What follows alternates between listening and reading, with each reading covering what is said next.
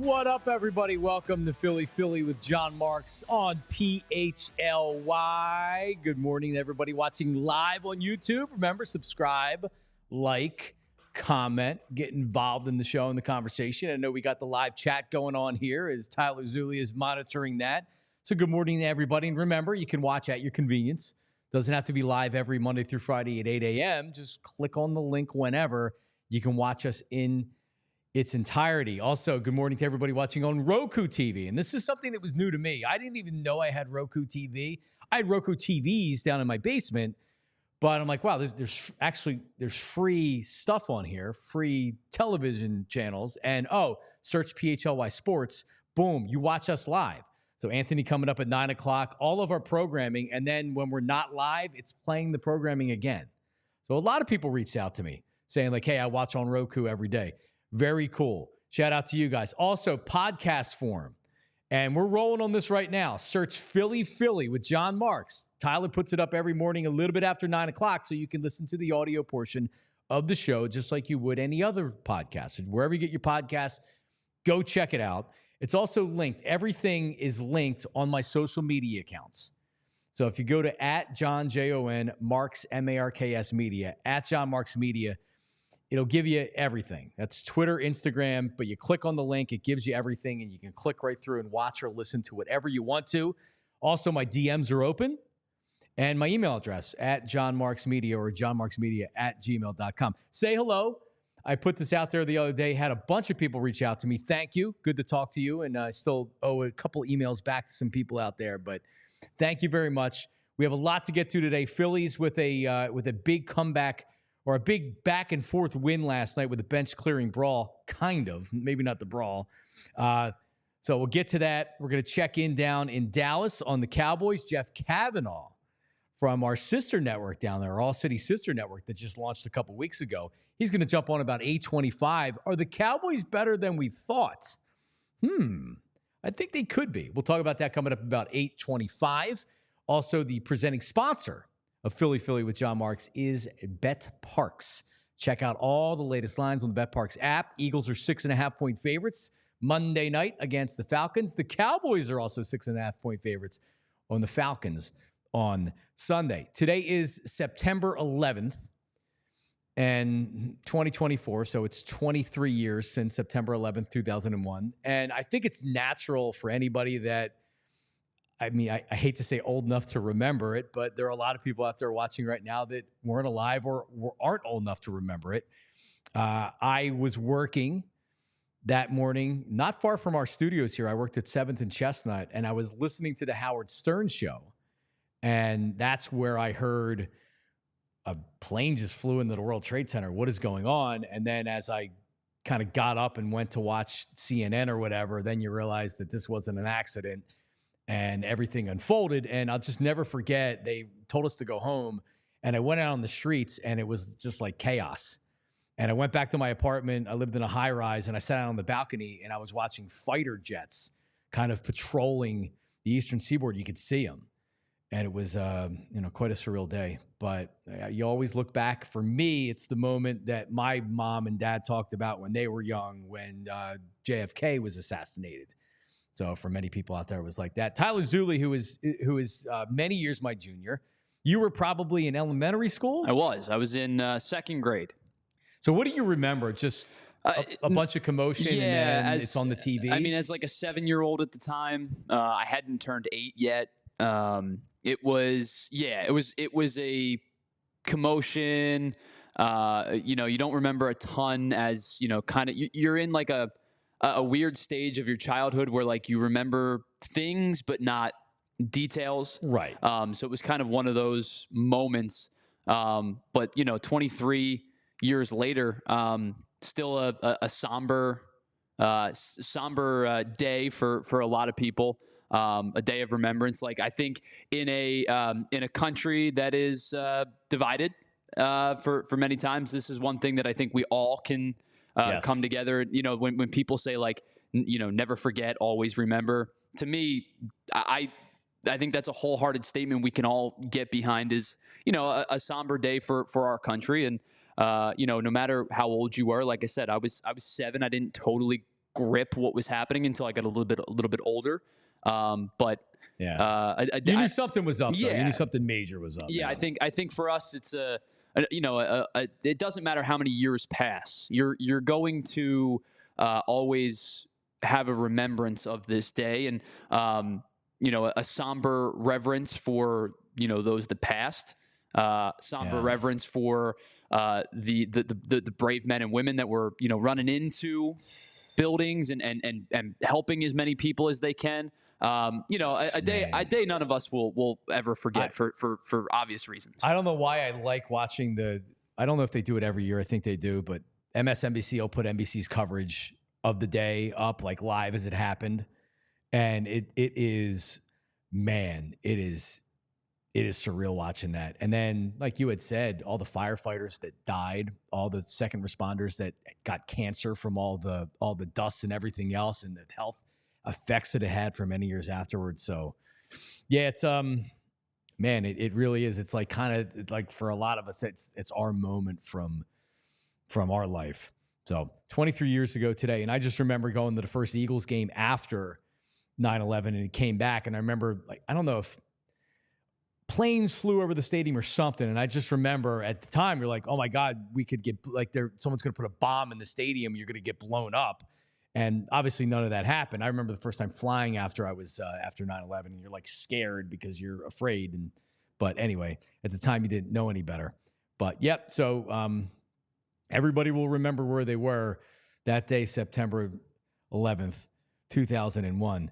On a lighter note, before we get to the news here, Tyler, I was driving in this morning, and so rewind to yesterday in the car. So I'm driving the car yesterday, and I see some kind of a bug on the windshield, and I think it's on the outside. I'm not sure, but I think it's on the outside, and then I don't see it. I'm like, it must be on the outside or whatever. So then, like 30 seconds later, the thing's like buzzing all over the place right in front of me. I'm like, so I almost drive off the road. Right? Like, but then it's gone. I put it down all the windows. I'm like, all right, hopefully it flew out. So this morning, same thing driving in, except I didn't get any warning. This friggin' moth is just like attacking my face, like, bleh, bleh, bleh. And I'm like, so now I'm really all over the road. Honest to God, I almost got into an accident. So then from there, I'm trying to, because now it's over on the windshield over here. And I have like some piece of junk mail from my center console, and I'm trying to reach over and like whack it, but I can't get it. It's too far away. I'm too short. My reach is trying to boom. I can't get it. Then the damn thing's flying all over the place. So I didn't get it. I don't know if it's in the car or outside the car. I put all the windows down in the car. So I still think it's in there somewhere. Well, I'm just going to let you know now. That's the moth's car now. You no longer own the vehicle. I will say this. I don't know. I don't know what's a normal morning for you, but the last 48 hours have not been normal mornings for you, between the rides into work and then the issues with the Stanley yesterday. Stanley leaked all in my bag yesterday. So I got a question.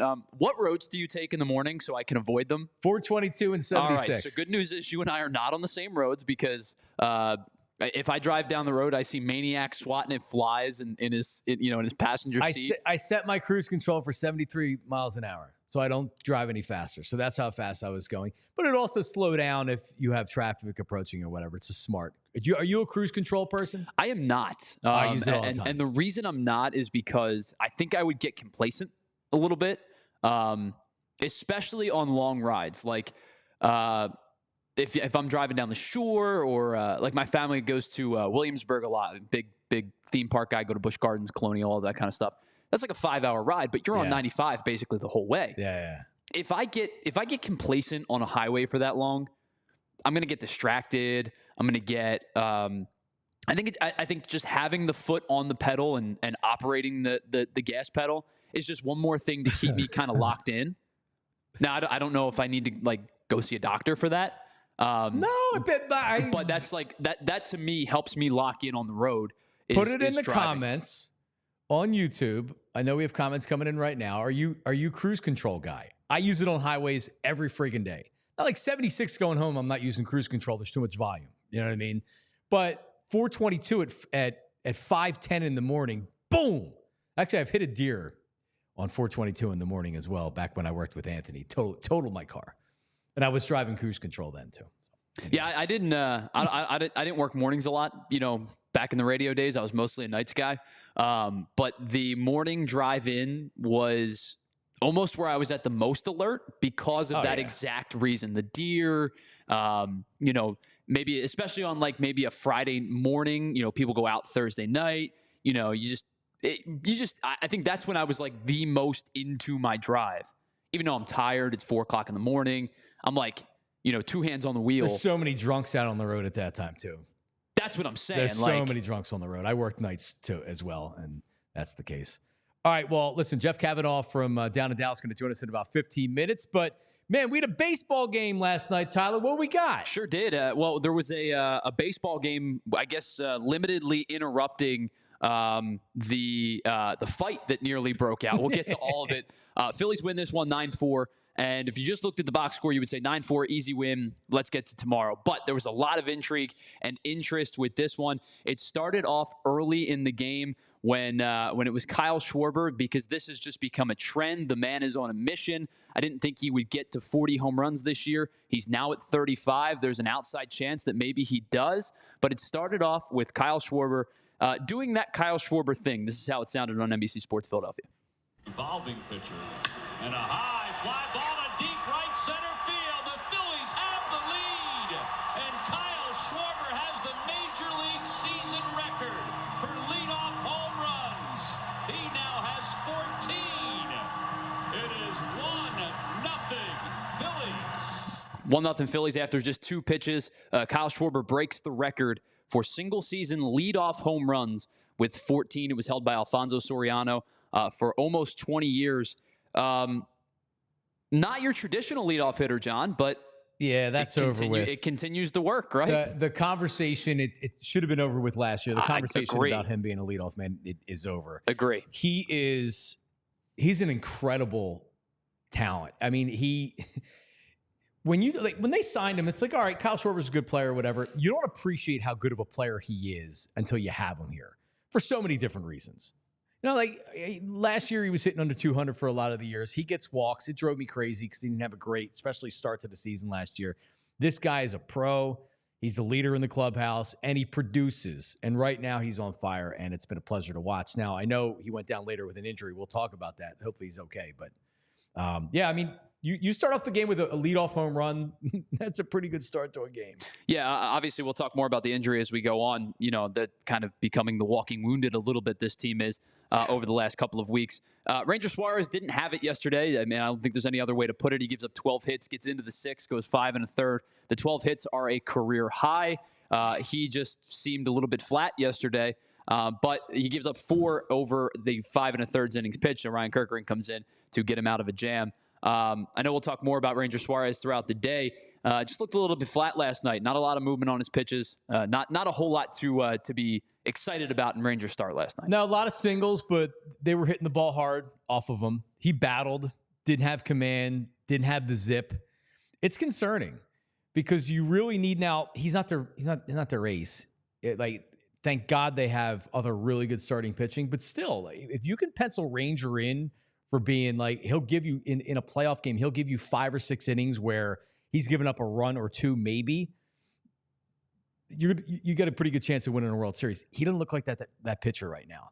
And coming off the injury, coming off being on the IL for a little bit, you worry about it. Yeah, I know we'll get into it in a little bit more detail after we talk to Jeff, because the main story of last night's game, despite the historic home run, despite Ranger not pitching all that well, despite Kyle Schwarber getting hurt, the main story of yesterday's game was something that happened in the bottom of the 8th. It was 4-4, and the Phillies exploded off of a guy who was pitching really well this year. And after the most recent runs being driven in. You could tell that Edwin Uceta was just really struggling with his command, struggling with the fact that he was kind of getting rocked for the first time. And it turned into a little bit of a chippy event, again, courtesy of our friends over at NBC Sports Philly. On the year. Castellanos is hit by the pitch, and he is not happy. The benches are going to clear. Harper's already at the mounds. Castellanos has been hit a handful of times this week. Dusty Wathan comes over with Brandon Marsh to move Harper away. Oh, there come the bullpens. The bullpen's clear as well. So that ends up Uceta after a long, I don't know, get together, you could call it, because there wasn't any, no punches thrown, not really any pushing and shoving, a bench clearing brawl in the sense that the bench is cleared, and so did the bullpen. I always find it really funny. Bench clearing minus a brawl. Yeah, the bench clearing event, I guess you could call it. Uceta ends up getting ejected from the game. The Phillies end up winning this thing 9-4. Now, Bryce Harper clearly took exception to the pitch that hit Castellanos. You could see him walking towards the mound as it was kind of unfolding. Really just unhappy with how this kind of all transpired. And he spoke post-game, and he really didn't mix words with the media scrum post-game. This is what he had to say after the game from the Castellanos hit by pitch. Yeah, I mean, I hit him on purpose. I mean, it's not the game that we play, man. It shouldn't be. I mean, guys throw too hard nowadays.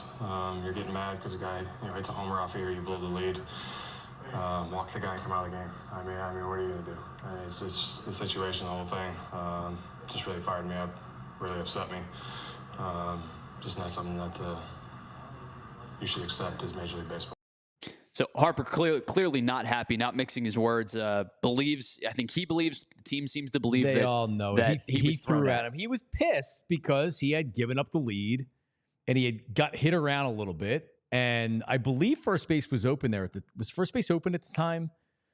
Because it was, I got to go back through that. But he threw at him. He just flat out did. Castellanos said after the game, he said that he got a sense that he was going to get thrown at. So he was almost expecting it. And he said it was like his 2-year-old throwing a fit. And yes, it was. There was a runner on second. First base was open. Right. So you first base is open. I'm mad. I'm going to throw at Castellanos. Man, listen, I think there's times where you pitch inside, or maybe you do throw at a batter. That's not the time. There was no reason. Castellanos wasn't pimping a home run or anything like that. There's no reason to do that other than he's a baby and he's getting hit around. So, I'm glad Bryce came out and said it. Now, would I've liked to seen maybe someone, grab the jersey or the throat or roll around a little bit on the ground? No one's going to get suspended. So I don't need to see punches thrown in this situation. And it needs to be over. Nothing needs to happen today. The Phillies need to go for a sweep. They can't be worried about what happened last night. I don't think they're going to be worried about what happened last night. But no, and after that clip, Harper seemed to follow up. Now, this is maybe me taking a little bit of liberties in what he had to say, but Right. It seemed to me with the wording that he used, Harper was ready to fight for Nick Castellanos. He said that Uceta never turned around, so he wasn't going to be that dude. He used the word loser in place of something else. I think we can probably all figure out what he was wanting and trying to say without saying it. Right. But it seemed to me that if Uceta had turned around and maybe challenged a little bit, Bryce Harper was ready to throw hands. I agree. Otherwise, he cheap shots him from behind because he really didn't see him coming. Right. So that's why he said he held himself up, because he didn't want to be that guy to hit a guy from behind. Or did you see the reverse angle? What he said when he was? It was clear. He called him an MF. There was an MF in there for sure. Oh man. Oh, the good old bench clearing non-brawls. It's good to see them have a little bit of fight, man. Let's go. It's playoff time. Well, I will say this. I know a lot of people have pointed it out already. How about Matt Strahm, who looked like he had hit the showers, was already out of his uniform in his slides and his Phillies gear, coming on out to help his team as well. If there's a guy on this team that I think might low-key be insane, it's Matt Strahm. I wouldn't want to mess with Matt Strahm. Yeah, I was just actually thinking who would be the guy if there's a guy that throws a punch in one of these brawls. Who is? I think it's Matt Strahm. I do. So it's one of the relievers. Jeff Hoffman's a big dude. Yeah, 6'5". Alvarado's a big dude, but they're also bullpen guys, so they'd have to be coming in have to make a run to make a run and then throw something. Now, if there's punches being thrown when they run in there, look the hell out. Well, yeah, you're right. Strom could put somebody in a chokehold. But I will say this. I think, and I know we'll talk more about it later in the show, like the retaliatory thing, I think it's kind of a dead experience in Major League Baseball now. There's just too much that goes on. Bryce Harper said it. Guys throw too hard. I know a lot of people were like, well, who's getting hit tonight? Who's getting hit tomorrow? How about just go and win the game, right? Yeah. Right? You won yesterday. Go and win the game today and take a sweep. Listen, the Rays are not a very good team this year. I get it. They're under 500. But at this point, the best way to retaliate is go and do what they did. They won the game yesterday. Go and win the game again tomorrow. The throw it guys thing is very 80s. It's very 90s. I just don't buy it anymore. It's just not a thing that I subscribe to Here's anymore. the other thing. If this was a divisional rival like the Mets, and there's been past history this year with things happening, you could see something happen today. I guarantee you the Rays, those guys on their team, they don't want anything to do with this. Well, I don't think the Phillies do either. No, they don't. There's no reason. The repercussions are just suspension. It's just fine. It's an idiot reliever that threw at Castellanos because he gave up a couple of runs. So I can't imagine that there's this bad blood between these two teams and they want to kill each other. No, there's going to be a baseball game played today, and I don't think anything's going to come of it. All right, so we'll get you the latest on Kyle Schwarber and his injury because he left with an elbow injury after he tried to dive back into first base. Can he just stand on the base? We don't need him getting injured. Don't put him in left field and don't have him running the bases. So every time I see him chugging around third, I worry that he's going to pull a hammy or something. All right, we're going to go down to Dallas in a second with Jeff Cavanaugh, talk a little NFC East because a lot of people, and far be it from me, I was saying this all offseason. The Cowboys are going to win 10, 11, 12 games, 11, 12 games. They're really, really talented. But CeeDee Lamb wasn't signed. Dak wasn't signed. Micah Parsons was unhappy, so it was easy to be like, oh, yeah, well, these guys are unhappy. They crushed the Browns in their opener. So we'll talk to Jeff about what he sees going on with the Cowboys. But before that, hey, let's talk about Rite Aid for a second. All right, I actually was just at Rite Aid last night. I'm telling you, I am at the pharmacy so much. All right, I'm diabetic, so I have insulin and Dexcoms and pumps and everything else. I needed a new Dexcom. I was done. So put in the refill. Boom, needed a new prescription. Rite Aid helped me out with all of that. Called the doctor, got the prescription. I was there last night shortly before closing getting it. And that's Rite Aid. That's what they do for you. All right? So the My Pharmacy account that they have is amazing. Refill your prescriptions. Get personalized care recommendations. Sign up for prescription notifications. All you need from Rite Aid. So you want to transfer over your prescriptions? Maybe you're at one of the other places right now. Go to your local Rite Aid. They will get the transfer done for you. Check it out. Don't stress about them. Free and easy, and most of your prescriptions will qualify for automated refills. All right? Set up your medication reminders. You can do all of this. RiteAid.com/transfer. RiteAid.com/transfer. Get your whole family on there, and restrictions do apply. And talk to your Rite Aid pharmacist. I know it's allergy season, colds, and everything else. They have everything you need. I got a family. Kids are sick all the time. I'm always in there buying Motrin, children's Motrin, Tylenol, decongestant, everything. Get to your local Rite Aid today. Well, Cowboys, it's crazy because I spent all offseason asking Cowboys reporters. I remember when I was in for Anthony, I talked to Baldy, and I'm like, Baldy, what are they doing? Why are they not signing CeeDee Lamb? Why are they not signing Dak Prescott? Like, it's just going to be more expensive, right? Well, they got him signed, and the opener against the Browns, they really gave it to him. Do we have Jeff? Is Jeff here? Jeff Cavanaugh talking Cowboys with our sister down there in DLLS. Man, you just got a couple weeks going on down there with the ALLCITY Network. What's up, Jeff? Hey, how you doing? Good morning. You do this early, huh? Okay. I live in the past. So in the past, it's only like 7-something. So it's very early. Let's kick it. Hi, good to see you. I'm surprised because here's what I normally get when I ask people to do the show. Wow, well, it's earlier. I got kids. I have kids. I'm taking the kids to school or whatever. So when I said, Tyler, let's try to get Jeff on, he's like, yeah, he'll do it. I'm like, damn, thank you. Yeah. No, yeah. You're fortunate that my childhood trauma has led to me never having children. So I'm always free. I can do whatever. Yeah.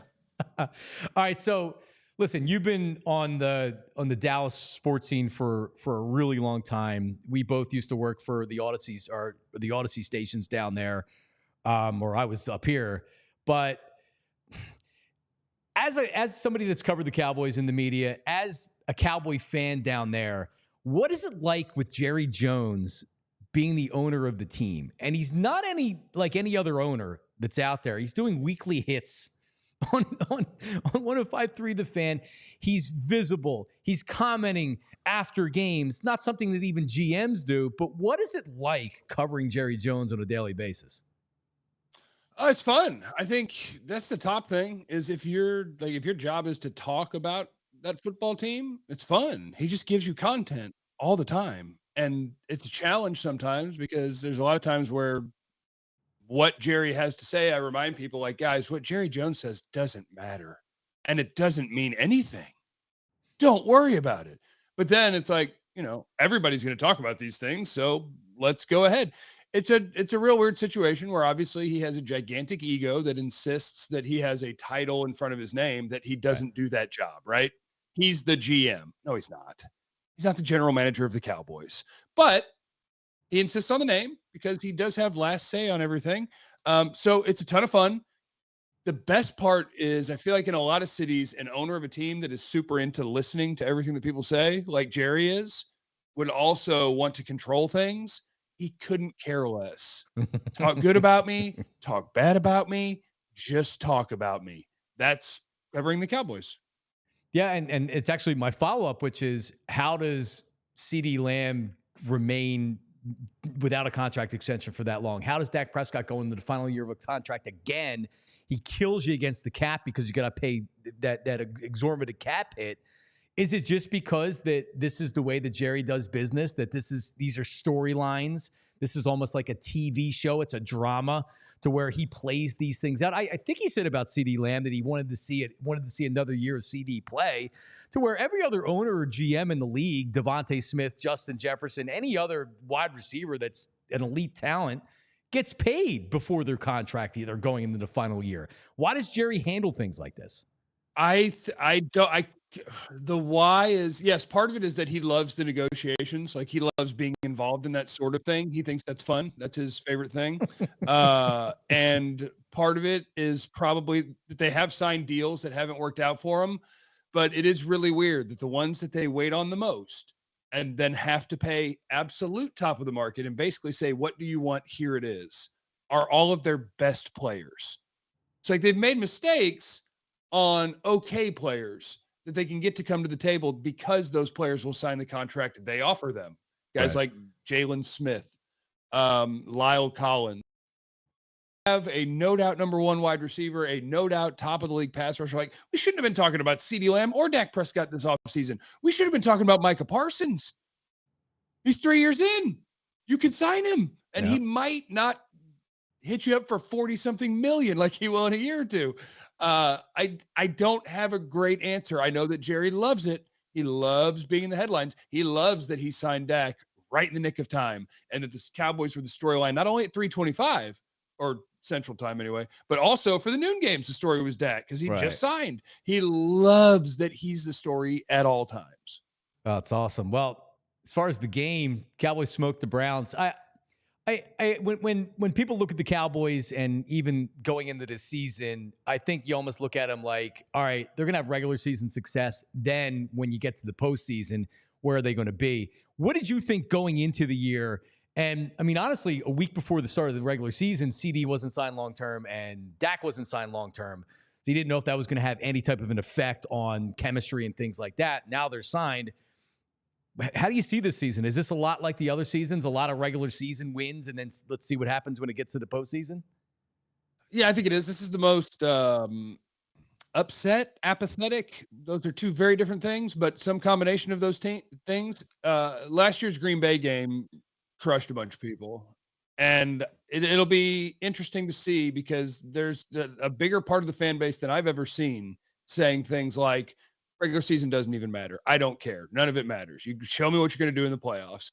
And I do think that they will play in the postseason. But yeah, there's a lot of people who now are just like, it doesn't matter. All that matters is, can you actually do something when you get there? Wake me up when you get there. But I think they're good enough to go back there again and just see what happens. Their offseason was weird because they didn't sign anybody. But now it looks like they had a really good draft class. And there were some pleasant surprises in the week 1 game. So they win 12 every year. This year it might be 10 or 11. And yeah, I expect they'll be back in the playoffs. And for a lot of people, they'll say, I don't care because I expect to get run by the first team we see. Man, and you know what? It sucks to have to live like that. I remember with the Eagles, 2002, they lost the NFC Championship game. 2003, it was more or less like, all right, let's just get back to the NFC Championship so we can go to the Super Bowl. Then they lose that year. And the entire 2004 season, even though we enjoyed Terrell Owens, we didn't care about the regular season. It was, you got to get to the Super Bowl. And you're right. If you're a Cowboy fan right now, how do you care about, right? Dak throws huge numbers in the regular season, lots of touchdowns. Then when they get to the playoffs, it's a different story. I wanted to ask you about Dak because this isn't a young player anymore, right? Like he's in, I believe going into his 10th season, he's 31. He just got another huge contract. What does the fan base think of Dak? Is there a lot of fatigue with Dak Prescott? And is it more or less just like, hey, we're going to blame you until you win, so go ahead and go out there and win? I think it's no different than Tony Romo was. There are people who appreciate the fact that he's really good at playing quarterback in the NFL and want that to translate to more postseason success and know that it hasn't and that sucks. And there are people who, if he doesn't win a Super Bowl, Dak sucks. And that's the challenge. That's the challenge of a big portion of your fan base got to win 3 Super Bowls in 4 years. Although I would imagine that the vast majority of that fan base, well, there's a lot of people who definitely weren't alive when that happened that cheer for the Cowboys. So I don't know why they have that expectation. But yeah, Dak is incredibly split the Metroplex. I fall in the camp of I will bet on the good quarterback. Pay the good quarterback, keep him around. Lamar Jackson has 2 playoff wins. I'll take him. Dak has 2 playoff wins. I'll take him. Justin Herbert has no playoff wins. I'll take him. I'll take the good quarterback, get back there again, try again. Play better when you actually get to the postseason. But yeah, there are absolutely people who think, and it's not a small subset of Cowboy fans, that he's a choke artist or he just isn't the answer or he just can't do it, which is a weird, it's all very strange to me. It's a weird label to put on someone who went toe-to-toe with Aaron Rodgers in a playoff game as a rookie, who retired Tom Brady in a playoff game, who he's not a choke artist. He has not consistently played well enough in a small sample size in the postseason, but he's a very, very good quarterback. Get back, try again, and then we'll freak out when they lose again, and we'll try to run them out of town. Rinse and repeat. Just do it all over again. 2-5 in the playoffs, and like last year, the defense gave it up last year against the Lions. I think he threw for, and a lot of these were behind, but playing from behind yards, but he didn't have a terrible game last year. Cowboys schedule. All right. So they beat the Browns. I wanted to go over this with you. They play the Eagles the 9th game of the season, Jeff, November 10th. What will the Cowboys record be when they enter 4:25 or 3:25 Central Time? Hosting the Eagles. Let's go through the games. Tell me what you think. Home this week against the Saints. That's a win. Cowboys beat the Saints, yeah. Home against the Ravens. Tougher game. Ravens are coming off playing the Raiders. So they play the Raiders this week and then they're at the Cowboys. Give the Ravens that one. It's a tough game. Thursday Night Football, Giants at the Giants. Cowboys by 100. Sunday Night Football, so they get that little mini bye at the Steelers. Cowboys by 50. Home against the Lions. If I gave the Ravens a win against the Cowboys, should I give the Cowboys a win against the Lions? Into a bye week too. Yeah. Cowboys over Lions. All right. At the Niners, Sunday Night Football. Loss. Lose by 50. At Atlanta. Win by 50. Right. So I have them with 2 losses, 6-2 entering week 9. Jeff Cavanaugh. Sound good? Yeah, I think 6-2, 5-3 at worst. Yeah, I think they'll be 6-2, and I think that there's even a chance that they are better than that when they get there. Who knows? Football's wild. I thought they had such a terrible offseason, and then we got to training camp, and I'm like, holy crap, they had an incredible draft, though. And this is what they do.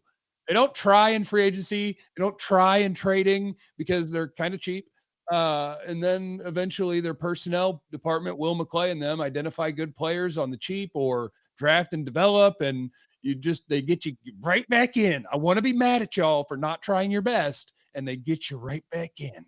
They do draft well, and that's part of the problem is they use the money on their own players. That's why they're not big players in free agency, but you figure this year if they would have just design contracts that worked against the cap. They could have improved the team more. But good old Jer in Jerry's world.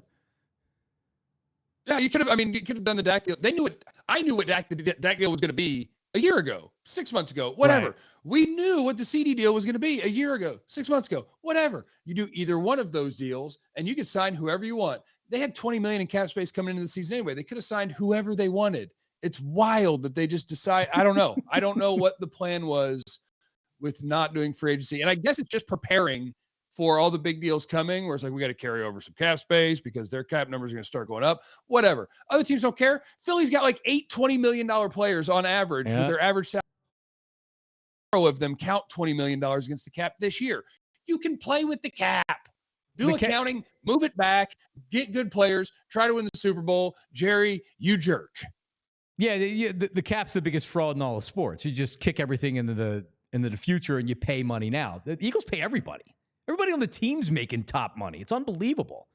So, Jeff, how's it going so far? So, DLLS is the equivalent of PHLY down in Dallas. You guys are like 3 weeks since you launched, 3 or 4 weeks now since you launched. You've been on the sports scene in Dallas-Fort Worth for a long, long time. It was a big hire getting you over here with ALLCITY. How's it going so far? And you do our show is with Zach Berman and Bo Wolf and Jamie Lynch. That's our Eagle show, PHLY Eagles. You do the same thing with the Cowboys. How's everything going? Yeah, it's great. It's really fun. Starting it and seeing like where we hang out with our coworkers is in Slack, if people know what Slack is. And so when it was getting started and I was like, yeah, I'm going to join. Seeing some of the names that popped in, I was like, yay. Because like our Maverick people, our Stars people, our Rangers people, our Cowboy people, all of them are people who've been doing this a long time that are friends of mine, that are incredibly good at what they do.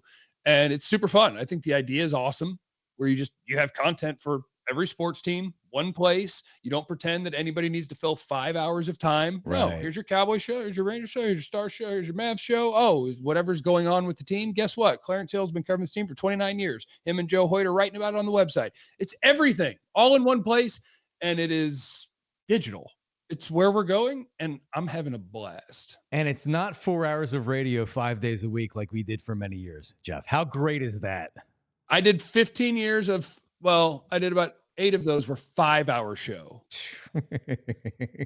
Because G-Bag Nation was 10. It was 10 to 3, or you guys were 10 to 3. We were 10 to 3, and then we were 2 to 7. When we were middays, we were 10 to 3. Then we moved to afternoon drive. We were 2 to 7. So it was just like, yeah. All right. Last thing.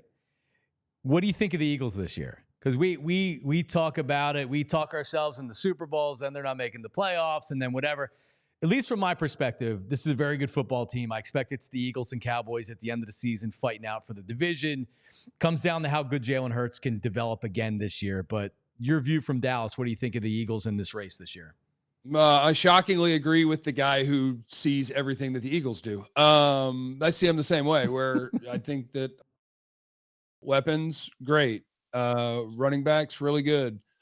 Defense, confusing. Like last year, what happened to them last year, I was just like, wait, the names on paper isn't matching up to what they're doing. And so I don't know if maybe Jalen Carter and, who's my other Jordan Davis. I don't know if my N'Kobe Dean, like all of the guys who I really liked doing draft stuff. I'm like, are they not performing? And the secondary was bad. And so like Philly confuses me because I thought what they had on paper couldn't have fallen apart like that team did last year. And then going into this year, I guess that's just who I view as who they are, is I think that the offense is awesome if the quarterback's any good. And the defense front should be good. And the rest I go, we'll see. But yeah, I think the Eagles and Cowboys are going to win 10 to 12 games. The Giants and Washington are going to win 4 to 6 games. And we're going to do the NFC East like we do the NFC East every year. Well, we'll see which one wins it and which one gets second. And then we'll all go home in the playoffs. Haven't been a back-to-back NFC East winner since 2004? No time like the present, baby. Sounds like the Eagles are going to win the division. We'll see. Congrats. We'll check you out. I've already watched some of your shows here in preparation for this. It's very good. So we'll talk again coming up shortly. But thanks for joining us, Jeff. All right. Have a great day. All right, man. Jeff Cavanaugh down. How about them Cowboys? There you go. That was awesome. He's really, really good. Very popular down there in Dallas-Fort Worth. So you can see, very entertaining dude. I think we talked about it plenty before the season started. This is a 2-team race in this division. It's the Eagles and the Cowboys. Both are good teams. So that's why when you ask, like, are we underrating the Cowboys? I don't think we are. At least I'm not. I expected them to, definitively be a double-digit win team. And he said 10 to 12. 10 to 12 sounds about right. I think both of these. Sounds right for the Eagles, too. So my thing is, I think if one of these two teams were to take an upper echelon, like a 13-ish step, I would pick the Eagles. But I think 10 is a floor for both of these teams. That 10 to 12 range is good. I think both teams make the playoffs. I don't know who wins the division and who's a wild card, but I think that it would be something crazy would have to happen for these two teams to one of them to not make the playoffs. So I don't think I'm undervaluing the Cowboys. I think the Eagles are slightly better. No, and it's always this isn't Dallas is winning the Super Bowl. The Cowboys are going to be in the NFC Championship game. They're going to win regular season games like they always do. Sure.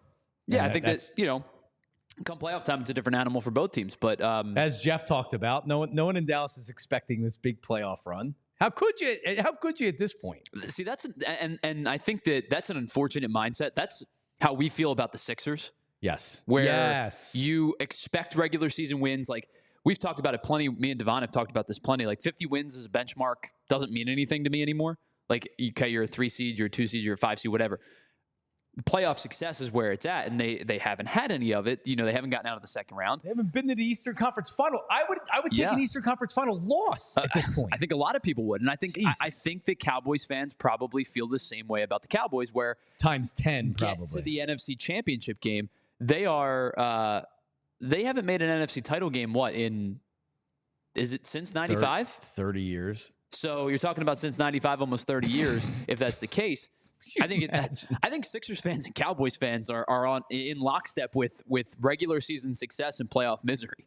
All right. Well, listen, Ace Hardware Home Services, leaky pipe, air conditioning problems, whatever it is, right? I can't do any of this stuff. So what do you do? Who do you trust? You just go online, Google it. Okay, that's what a lot of us do. You don't have to do that.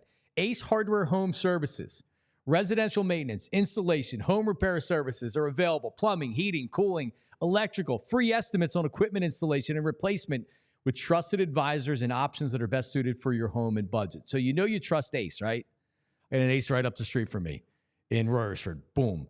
There all the time. Even though I can't do anything with them, but you're always at the hardware store, right? So if there's something that's going on, don't say, I'll deal with it. No, get to Ace right now. Ace Hardware Home Services right now. They have the trusted pros to keep your home humming all year long, bringing helpful home, free estimates, emergency services. What happens on a Sunday when your air conditioner stops working, your heater stops working? Get a hold of them, acehardwarehomeservices.com. Again, free estimates. Satisfaction is guaranteed. They will make it right no matter what. Local teams. That's who's serving your community, and that's Ace Hardware. Again, acehardwarehomeservices.com. We'll get more into some Phillies coming up here in just 1 second. But let's talk about what do we got? We got Bet Parks. So this is apparently still going on with Bet Parks. Because I saw it up on the app. Bet Parks Sportsbook app. Online casino is a great offer for new customers to kick off this season. 50-1 odds boost to win this year's Pro Football Championship. 50-1 odds boost. Download the Bet Parks Sportsbook and online casino app right now. Get your 50-1 super odds boost on your pick for this year's champ. It's for new customers only. BetParks.com, terms and conditions. You must be 21 and in New Jersey, Michigan, or Maryland. Play for fun. You love to win. You bet. BetParks, gambling problem. Call 1-800-GAMBLER. On the BetParks app right now, it is Eagles are up to 6.5 points there, Tyler Zulli. So if you're feeling the Eagles, could have gotten it at 4 week ago. So it's 6.5 points right now. Also, the Cowboys 6.5-point favorites over the Saints on Sunday. Let's talk about TrueMark for a second, right? If you're traveling wherever for Philly sports away games, it's easy to keep track of your spending with TrueMark Financial's mobile app. So it allows account access anytime, anywhere. You can easily check your balances, view your transactions, make transfers, pay bills, and more right from your phone. That's it. You can add all your cards to a mobile wallet for easy in-store or online payments. And maybe you're looking to buy a house. Well, that's perfect. TrueMark Financial's mortgage specialist can offer you guidance on loan options and terms. They'll help you assess your financial and credit score to determine your capacity. Save for a down payment and budget for closing costs. All of this, TrueMark Financial, federally insured by the NCUA, is an equal opportunity lender. For more info, visit TrueMark.com/Philly, PHLYITY. So it's TrueMark.com/PHLYITY. Just Google them. There you go. You can find them right there. All right, Tyler, good little Cowboy Eagles segment right there. We didn't get to the injury from Kyle Schwarber because we were talking so much about the non-brawl last night. So Schwarber goes back on a pickoff play, hyperextends his elbow or something like that. He leaves the game, but I know Topper said afterwards that he hasn't penciled into the starting lineup. I'm glad he was so confident. He came out of the game and all of a sudden he's playing tonight. But at least that's what Topper thinks, is that he's going to be back up in the lineup tonight. I don't think he has a choice. They don't really have a whole lot of options right now. I guess you could, theoretically, you could move some stuff around, and Bryce Harper could DH, and you could move Cody Clemens to first, or you could play. There's options. Nick Castellanos could DH, and you could start Cal Stevenson. They have some options, but it's not a lot. Buddy Kennedy and Kennedy could start. Stevenson could start. They've used 4 guys for one position over the course of this week. Brandon Marsh has played a bulk of the left field duties, but they have sent Weston Wilson to the plate at times for him. They've sent Cal Stevenson to the plate. They've sent for Johan Rojas. They sent Buddy Kennedy to the plate as the DH after Schwarber exited. They're kind of thin right now, in terms of depth. So if this is something where he needs more than a day or two, I'm not even talking about a DL stint necessarily.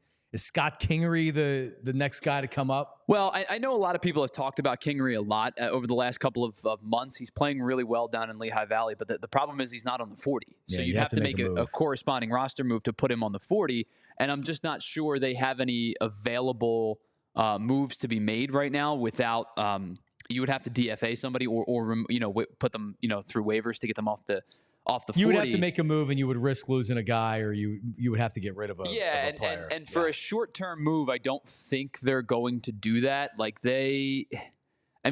There are names that certain I've never heard of some of these guys even Freddie Tarnick, for example, is on the 40.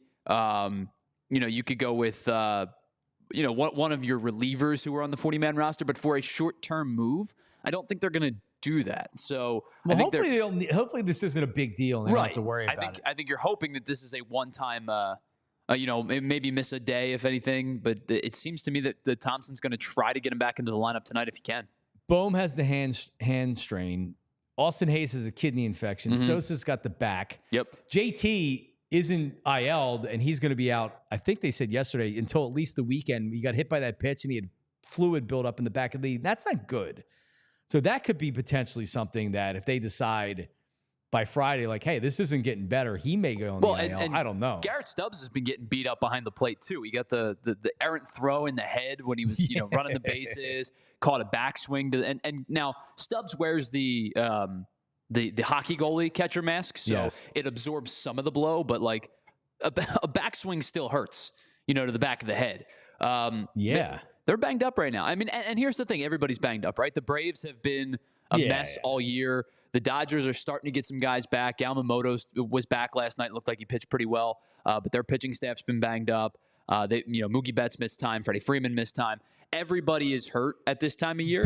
Big losses for the Braves and the Dodgers. Yeah, that's the thing. The Phillies have sustained very few almost catastrophic type losses, shorter term injuries. JT was Trey Turner was the big one. Yeah, missed time, right? And then JT missed some time too, right? But Harper's been hurt a couple times, hasn't missed a ton of time.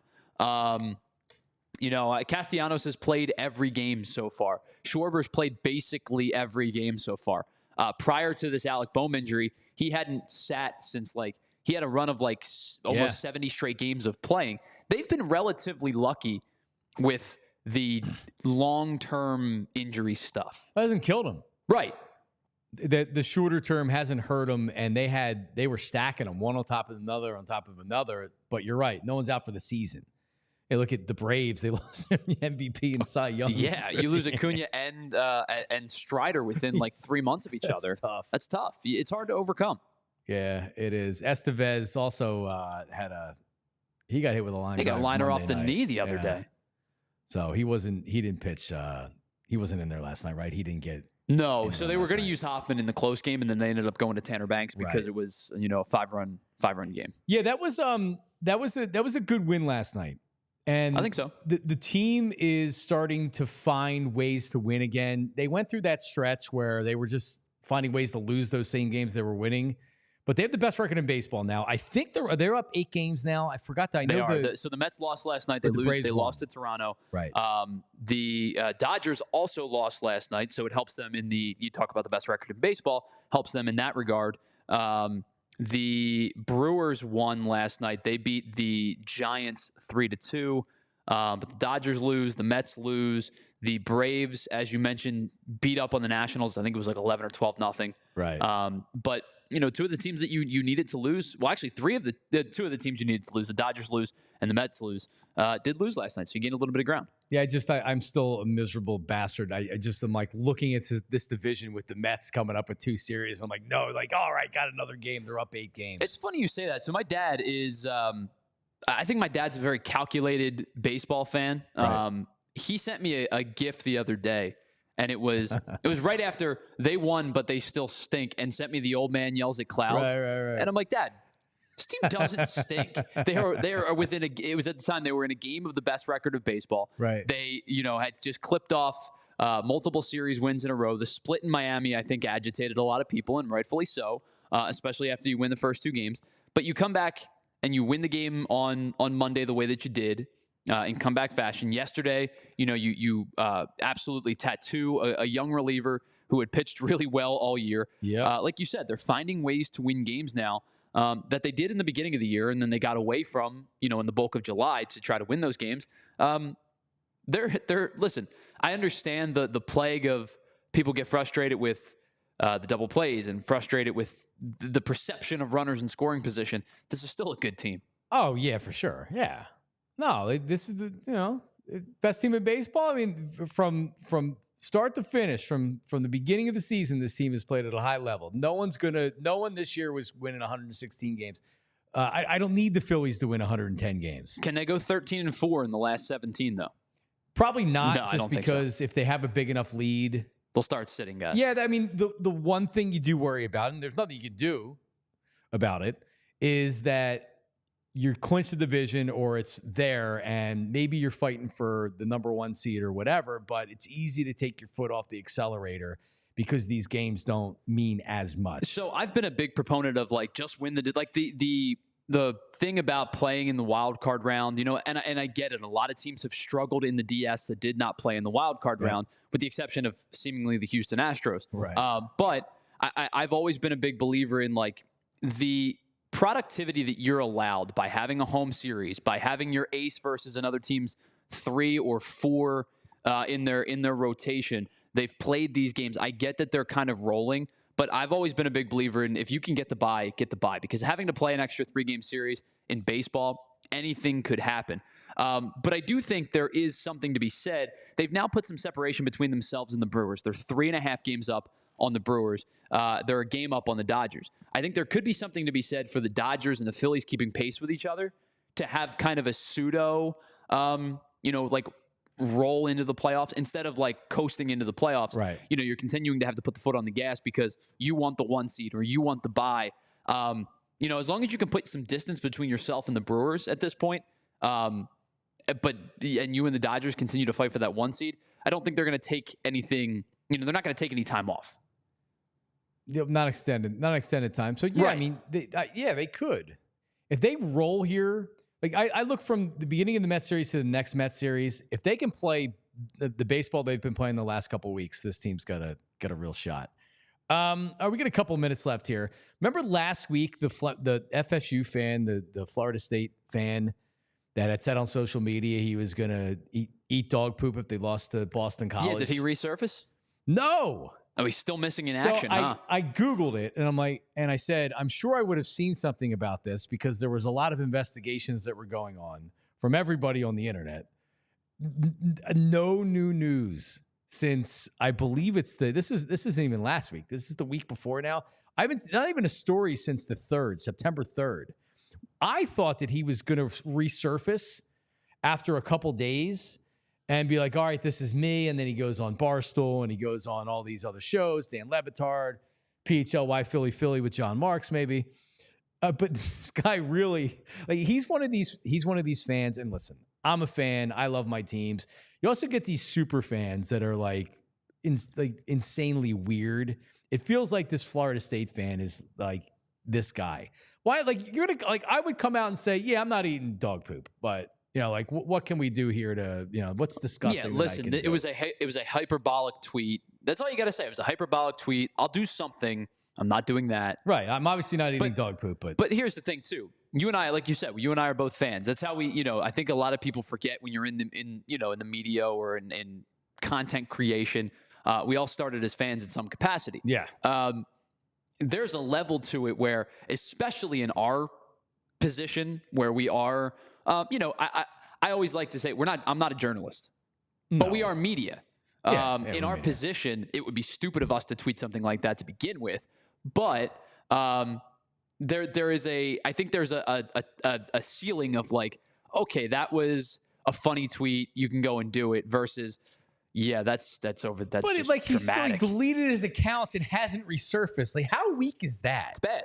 I mean, it's bad. It's bad. It's bad work. You got to do something. We've talked about it before, where you have to come out and say, "I'm not doing it. It's not happening." Even if you activate your accounts and you put out a tweet and say like, "Hey, so what's been going on?" and then people go crazy. Sure. Because now you're this quasi celebrity. I guess he doesn't want the 10 minutes of fame. I don't know why you tweet that. I don't know if he had a lot of follow. Anyway. Well, he was in the FA stage of the tweet, and now he's in the find out stage of the tweet, and he doesn't like the find out portion of that saying. Speaking of that, on social media, of course, it's at John Marks Media, JONMARKS Media. You can literally go to any of them, and in the heading, you'll see the links. You can click on a link to watch the show on PHLY YouTube. The podcast version of it, the audio version of it, also right there. Boom, you click, decide which service that you like to use. Tyler was going to have it posted here coming up in a couple minutes. And I also wanted to shout out, Tyler, our day one people, our day oneers, because I still have a network of people from when I started on 9:50 a.m. in 2006, from people that used to call into the shows that I'd be doing back then. I still have a network of those people that they're my day oneers that have been listening to me for also almost 20 years. So if you're new to listening to me, maybe you were a PHLY fan and you're like, oh, what's this new show, Philly with John Marks? Oh, I like this.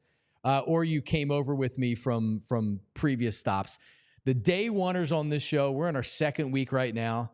And the day oneers of this show, you guys are the core. You're the core audience. So when you're talking about the show or talking to your fans, just like say, hey, you know, Johnny Marks is back on the air. He's Philly. Here's how you check him out. He's with Tyler Zunis. They're really good together. So word of mouth. This is very much, Tyler, a grassroots operation, and we're building it one viewer, one listener. That's right. One day at a time. And like it's been even over the last, you know, like how many shows have we done? Like 7 shows or whatever. Like it's been a learning process for me. We're still trying to figure out what this show ultimately is. So, well, and I think too, a lot of people, you know, question anytime you start a new venture like this. You and I have known each other in the professional space for a long time. We've never actually worked together. No. So there's always a process of like, what makes you go? What's my thing? Like, how do we bounce back and forth? I'm biased, of course, but I think it's been pretty seamless. Yeah. I think the chemistry's good. All right. By the way, shout out to all the diehards out there. I talked about the day oneers, but dieharders, shout out. Appreciate it. All right. So it's going to be a weird rest of the week because there's not a game on Friday. So like there's no preview on Friday. We'll come back Monday and they're playing the Falcons. And it's, you know, when you do the week to week part of the NFL season, you'll have like kind of the lull. So you have that extra weekend. So there won't be the same rev up for a Sunday game. But Phillies have a huge series coming up against the Mets. Am I the only person worried about the Mets in the Delaware Valley? I still can't the Mets, they got 3 against the Mets. I wouldn't be worried about them, but I would not. I would take caution. They're playing some incredible baseball right now. Like, their pitching staff doesn't scare me, but they're pitching well. They're playing some good ball. They were 9-1 in their last 10. And they're hot right now, right? I think, they lose last night, so they're 8-2 in their last 10 now. But like, to your point, they've been playing great. Yeah, I mean, and they're winning a lot of close games. 3-2 against the Blue Jays the other night. 3-1, 6-4, 4-1, 2-0, 5-3. Just going back over the last couple of winning close weeks, games. They're finding ways to pull games out. And when you've got a team that is playing, maybe punching above their weight class in terms of what we expected, that's one thing. But this is a team with a lot of talent that just had not put it together. Francisco Lindor is playing at an MVP caliber level. Pete Alonso is a home run machine. He's going to make a lot of money in free agency this year. And some of the guys they brought in to bolster a starting rotation that looked like it might be a little bit dead after Kodai Senga went down. Sean Manaea has been really good. Jose Quintana has been good. They've done a really nice job over the last month and a half now of battling back and finding themselves in contention. They're a dangerous team. I think the Phillies are a better team, but the Mets are a dangerous team. No, the Phillies are definitely a better team, but as we've learned the last 2 years, it's not about who the better team is over 162 in the playoffs. It's who's playing well in the playoffs. And you don't know what it's going to be like in a couple of weeks. So you can worry about it like me, or you can just enjoy the rest of the season. I can't stop thinking about it. Well, here's the thing. You've got 7 left with them, right? Or 6 left with them? I forget exactly. They're still going to win the division. If they can win 2 or 3 this weekend. Yeah, so 7 left with them. If you go 4-3 over those 7 games, you've gained a game and you chopped off 7 of the remaining 17 games. It's over. You're pretty much really all you have to do is hold serve against basically hold serve the rest of the year to win the division. Now we talked about the next step. You want to, you got to push it a little bit further. But to win the division, you're holding serve at this point. Maybe we can get some. Who was that captain guy they left throughout the first pitch at Citizens Bank Park last year or the year before? Do you remember that? No, I don't. The rule was if you sold if you bought a certain amount of tickets, I guess he is involved in some travel group. Okay. So a bunch of Mets fans came down. So he sold enough tickets to where they let somebody from the organization throw out a ceremonial first pitch. Actually, I do remember that, yes. With his Mets jersey on. And I remember I talked to somebody from the Phillies, and they're like, yeah, but we have to let him throw out the first pitch. It's in the contract. I'm like, not the Mets jersey, you know? I would have been dead or in handcuffs before I would have allowed a Met fan to walk out at Citizens Bank Park in a jersey to throw out first pitch. Think about Remember they kicked the Phillies' ass that year. Think about it, too. Seriously. Flip it to the Eagles for a second. If they had a deal where it was like if you sold enough tickets, you got to do the ceremonial coin toss or something like that. In a Cowboys jersey. And a bunch of Cowboys fans trotted out. Never. They would be mercilessly booed. Never. That's what I said it at the time. Could you imagine? Unbelievable. All right, listen, drop us a line. Drop me a line. DMs are open. Email is wide open at John Marks Media, JONMARKS Media @gmail. We will talk to everybody tomorrow live at 8 o'clock. Remember, follow PHLY Sports on YouTube. Comment, like, subscribe, follow us on social media. Boom. Talk to you tomorrow. We all silly like the mayor.